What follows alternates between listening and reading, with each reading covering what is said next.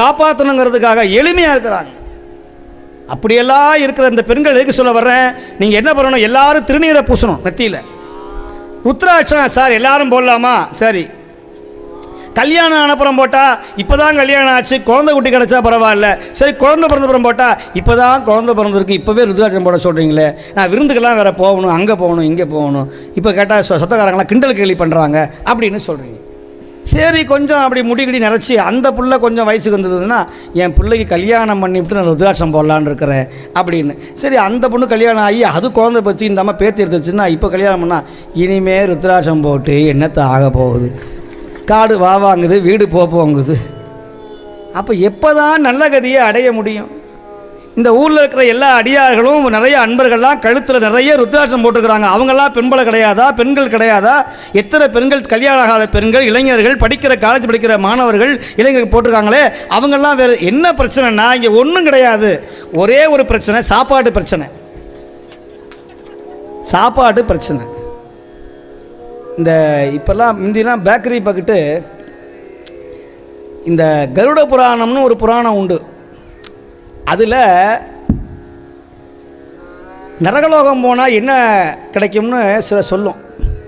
அதில் தீயை எரிய விட்டு நம்மளை அப்படி கம்பியில் அப்படி உள்ளே கோத்து அப்படியே சுற்றுவானாம், கீழே தீ எரியும். இதை பேக்கரியில் காட்டுறான். பேக்கரியில் பெரிய பெரிய பேக்கரியில் ஒரு பெட்டி இருக்கும், பார்த்துருப்பீங்க, தெரியும். அதில் ஒரு 5-6 கோழி அப்படியே கம்பியை விட்டு கோத்தி கீழே தீ எரியும். அது என்னைக்கு ஏற்றுன தெருப்போ தெரியாது, அவன் சுற்றிக்கிட்டே இருக்கும். அப்படியே இவன் போய் அப்படியே போய் இப்படி நாய் மாதிரி. இப்போ அது போய் இப்போ என்னாச்சு, சவருமாவா சிவருமாவான்னு சொல்லிமா அந்த மான்னு சொல்லிவிட்டு அதை போய் அதை வெட்டி திங்கிறான். அதில் 7 பேர் செத்து போகிறான். சில பேர் என்ன பண்ணுறான், அந்த 65 இந்த 65ன்னு போய் திங்கிறான். இது எல்லாம் ஆச்சுன்னா ஞாயிற்றுக்கிழமை ஆச்சுன்னா கமன்னு அப்படியே இந்த பட்டை கிராம்பு வாசனை வந்த உடனே இவன் கழுத்தில் போட ருத்ராட்சம்லாம் தள்ளு அப்படியே ஆடுது, கிடுக்கிடுன்னு ஆடுது. ஐயோயோ, எப்படியாவது கழட்டு, எப்படியாவது கழட்டு, எப்படியாவது கழட்டு. அதை கலட்டி அறுத்து தூக்கி எறிஞ்சப்பட்டு இவன் போய் சாப்பிட்டாதான் அப்புறமேட்டு துன்பம் வரும்போது அப்புறம் திரும்பி வருவான் ருத்ராட்சம் வாங்கிக்கிட்டு, எப்படியாவது போட்டு விடுங்க அப்படின்னு. அன்னைக்கு கட்டினது எங்கடா காணமே அப்படின்னா அது ஆத்தோடு போயிடுச்சுங்க, கலண்டு விழுந்துருச்சுங்கிறான். இப்படியே ருத்ராட்சம் போட வேண்டியது, திரும்பி கஷ்டம்னா இங்கே வர வேண்டியது, அப்புறம் கொஞ்சம் காசு கிடச்சிதுன்னா ஆண்டவனை மறந்துக்கிட்டு நேராக ஓட போக வேண்டியது, அப்புறம் துன்பம் வந்ததுன்னா திரும்பி இங்கே வர்றது, இதே வேலையாக போச்சு. சாமி என்ன பண்ணுவார் தெரியுமா, இப்பேற்பட்ட ஆளை பெரம்பெடுத்து அடிப்பார். உள்ள வருவியா வருவியா வருவியான்னு ஓடிப்பேர். திரும்ப திரும்ப நான் சொல்கிறேன், ஒரு தடவை உள்ளே வந்துட்டா திரும்ப வெளியே போகவே முடியாது. இது அலிபாபா குகை மாதிரி. வெளியே போகணும்னா மந்திரம் தெரியணும். அண்டாக்கா கசும் அபுக்கா கசும் திறந்து திசை. மந்திரம் தெரியலன்னா சக்கரப்பாடி மாதிரி மாட்டிக்க வேண்டியதுதான். உள்ள ஒரு பிரோஜனமும் கிடையாது. என்னையா மந்திரம், ஒன்றும் தெரிய வேண்டாம், நமச்சிவாய மந்திரம் தெரிஞ்சா போதும். நமச்சிவாய மந்திரம் தெரிஞ்சா போதும். உள்ள வரலாம், வெளியே போகலாம்.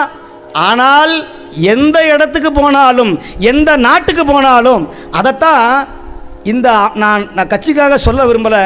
50 வருஷமாக இந்த நாட்டை எத்தனையோ பிரதமர் ஆண்டாங்க. இந்த பிரதமர் என்ன பண்ணார் தெரியுமா, காசிக்கு போனால் திருநீரை வாங்கி பூசிக்கிட்டாரு, ருத்ராட்ச மாலையை வாங்கி போட்டுக்கிட்டாரு, ஆதீனங்களை கூப்பிட்டு பாராளுமன்றத்தை திறந்து வச்சார். பதிகம் தேவாரம் பாடுங்க அப்படின்னார். அந்தந்த மதத்தை மதிக்கணும். இஸ்லாமியர்களை மதிக்கணும், கிறிஸ்தவர்களை மதிக்கணும், இந்துவை மதிக்கணும். ஓரவஞ்சனையாக இருக்கப்படாது. சில கோயிலை என்ன சொல்கிறாங்க, கோயில் அடிக்கிறாங்க சாமி, கோயில் அடிக்கிறாங்க, நான் என்னடா பண்ண முடியும், கோயில் அடித்தா நான் என்ன பண்ண முடியும்?